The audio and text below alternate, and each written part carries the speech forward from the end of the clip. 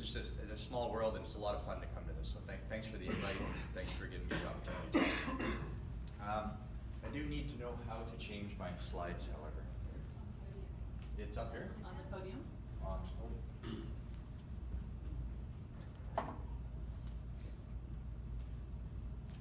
There's 5 buttons to push here. I'm going to push this one. The green. Okay. There we go. Thanks.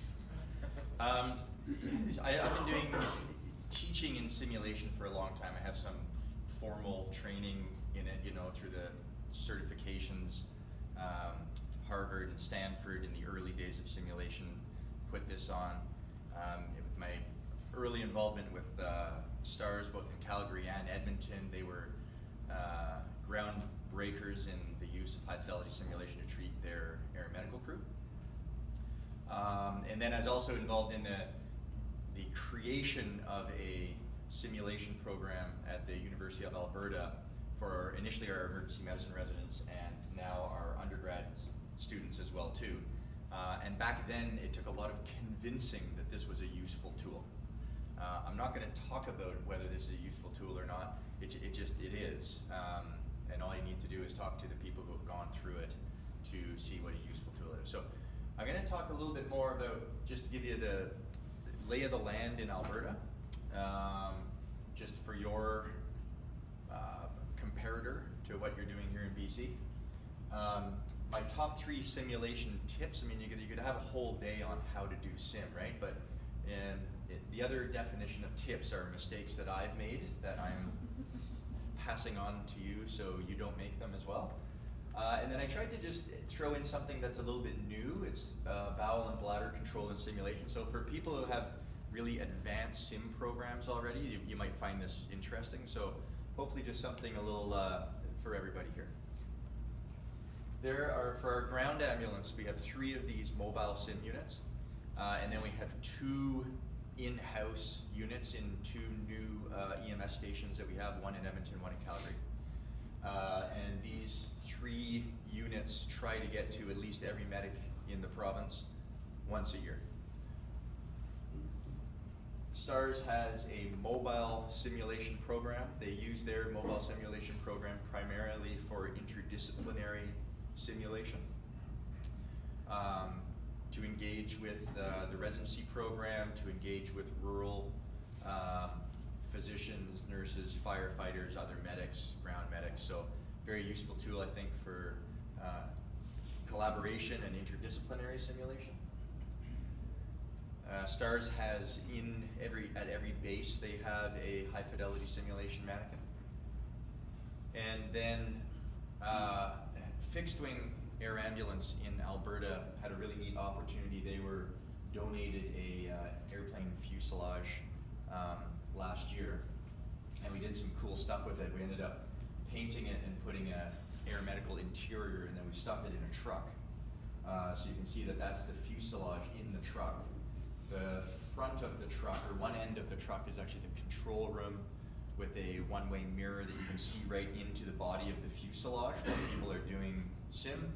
And then afterwards, on the other end of the truck, there's actually enough room to get about 4 or 5 people in there, certainly the crew and the people who were doing the simulation, with a whiteboard to do a debrief.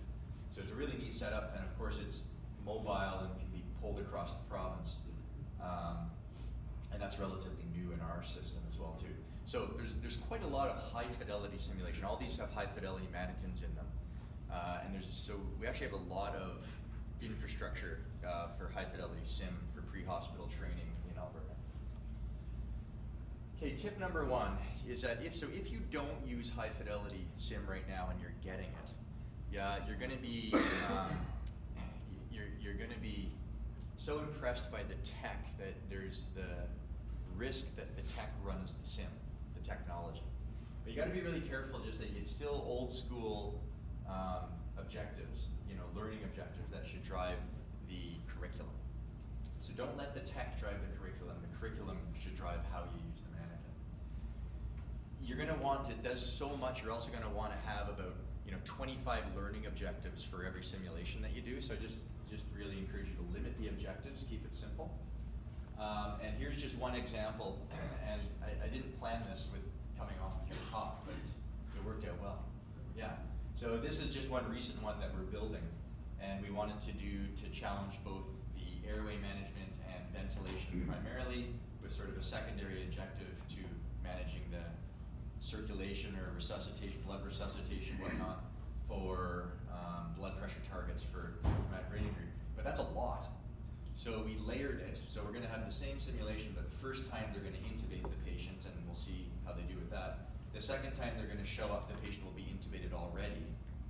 So then the focus will be on ventilation. So you can layer them like that to cut down on the number of the objectives that you're giving your providers.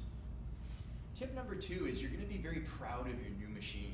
You will have spent a lot of money on it. You would have put a lot of effort into making a good simulation. And it's going to drive you crazy when someone walks out of the sim and go, that airway is totally not real. Of course, they always say that if they didn't get the intubation, right? If they did get the intubation, they're like, that was such a realistic airway. That's an unbelievable landing. But I just encourage you to acknowledge the fakery. I mean, it's still a it's still, a plastic and rubber piece of equipment, and the best way to de-escalate that is just to acknowledge that. Yeah, totally right. It's still a simulation, and you can deal with it up front by having a fiction contract. And so we have this posted on our sim unit, and this isn't our idea. This is from a lot of courses that teach sim. But it just says, given the limitations of sim, we're going to do our best to make it real. Your side of the job, your job is to do your part to keep it real as well too. And if something doesn't seem right or something is fake, yeah, you're probably right. It's not a real person. That's just my tip for that. Tip number 3 is when you hit the debrief phase, don't think about it just as debrief. Think about it that there's 2 phases of debrief. And one is just the reactions phase. The people that have been in there doing the sim need a little bit of time to de-escalate. They need a stress dump. And don't start teaching until that's over. Just let that happen organically. The second phase is then the understandings phase, and that's where people start building new knowledge upon their old knowledge base. Allow them to clear the air, allow them to save face, try to keep it a bit positive, but more or less it doesn't really matter what's being discussed in those initial 5 minutes. Just let it happen and let people air out their stress. If nobody's talking at all, just initiate it, because they do need to get stuff off their chest. If they're not saying anything at all, maybe that's a danger sign. So what went well about that? What would you do differently? Just get the conversation rolling. But just remember that this isn't about teaching at this point. People just need to get it to come down from that stressful environment. Here's a neat study that I found from anesthesiology. Relaxation before debriefing during high fidelity simulation improves memory retention at 3 months, which is kind of interesting. People need to come down to a point where they can learn stuff after the initial stress of the sim. Then you're on to the understandings phase, and your job as a facilitator or debriefer is not actually just to jump in and start teaching. These are adults that are in the learning phase, and your job is to help them break down this complex thing that just happened and allow them to break it down into simple parts that allow them to build on their own knowledge base. So this is called, the technique that's commonly used for this is called Advocacy Inquiry. And the most important part is just go down to step 4. And it's really asking a question as to why a behavior occurred. So instead of saying, you are the worst listener ever, you should say, I noticed that when Tom, about 5 minutes into the simulation, mentioned, I think we should intubate this patient, but it never happened. Why didn't that happen? And just make it an inquiry and allow them to break down the reasons as to why, and then they'll build on their own knowledge a bit better that way. So in summary, this plus delta technique is a common way to get out the reactions phase, but you don't need to do it if it's happening organically. Some people, it might be great conversation that happens just immediately after the simulation ends. Just let that happen. And secondly, when you enter the understandings phase, just remember that these are people who have a large base of knowledge already. So don't assume why things happened or didn't happen, try to help them break it down and understand why a simulation went the way it did. Now for people who have really advanced sim programs, we've just started introducing this into our sim program. This isn't my term, this again is another term, but it's funny because we've been doing this for a long time, is you want to challenge your learners and you sort of try to make it more difficult, make the scenario more difficult than it already is. So we can pump sound into the back of that fuselage, and I know STARS does the same thing with their in situ, helicopter fuselage kind of thing. So you can do that. You can add distractions. You can add, a parent that's super concerned about how things are going. Just add a little bit more energy and chaos into the room. But what this term does is, it describes what we're actually doing. We're purposefully adding more stress, or we're inoculating the scenario with more stress than already exists. And it's a cool thing to think about very purposefully, because once you think about it purposefully, you can actually teach providers what that does to them, what a stress reaction feels like, and give them ways to deal with it.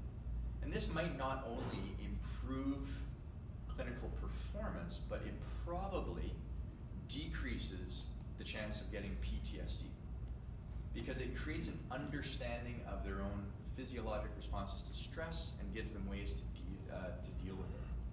So, oh, sorry, I meant to go back there, but so part of it is teaching what stress reactions are like and what physiologic changes happen to you when you're stressed.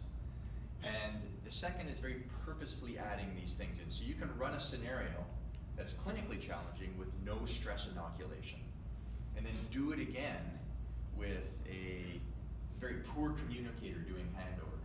So you're in an interfacility transport, interfacility mission, and the history is fantastic that the nurse or physician is giving you. Now do it again and make it just like a brutal historian, just like you can't get anything out of them. They just want to run from the room. You just add in something like that. And this is like, there's lots of different graphs of how this kind of thing, but once your heart rate for most people, it starts getting around 90 beats per minute, you start having a deterioration in your fine motor skills. Right up until the way in this 175 where you actually experience full freeze. Like you can't actually function. And so even understanding how your body responds to the stress gets people to understand how it might impact their clinical performance and also how to deal with it. So here's a couple of tools. So, I always like when a medic comes in to my emergency department and they're handing over a patient who's been in cardiac arrest. So one of the main things we want to know, and you can tell they're all very, very, very activated and they're doing chest compressions, and you ask, how long have you been doing chest compressions for? And they immediately check their pager just to see when their pager went off, right? And that's the right thing to do, because your ability to recognize time or the passage of time in periods of stress is completely distorted. We've all put people through simulations where they're bagging somebody at like 40 a minute, right? It's just it's because their ability to know the passage of time gets very, very distorted. When you're doing handover, I always find it interesting when medics are doing handover also in the emergency department. In the stressful scenarios, you should almost do it in pairs, because your memory of what occurred in that 40 minutes is also going to be very, very distorted. So having two people providing handover is probably actually a better idea. You can have one person who's doing it and there's sort of backup. But there's all these sort of ways to recognize what happens in periods of stress and then having strategies to mitigate them. I like this quote from Napoleon here: the moment of greatest vulnerability is the instant immediately after victory. And that's right. So we're high-fiving because we got this difficult tube, but we forget about post-intubation sedation and paralysis. We're not high-fiving 3 minutes later when the guy pulls out the tube and wakes up, right? So I mean, it's the period of, and we're not checking for the hypoxia or for the hypotension that might have happened immediately post-intubation. So it's also identifying these areas in a resuscitation where we're at risk of missing stuff.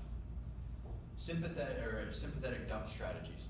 Get your crews all set up for this really crazy mission on the outbound patch, right? So you're going for, a 580-pound person who, has no chin and they're short of breath and this kind of thing, and they're hypotensive and no one can get a line, and get them all ready for that, and they're all going to be going, and then get them into this, almost approaching the sim, and then go, oh no, we're down for weather. Never mind.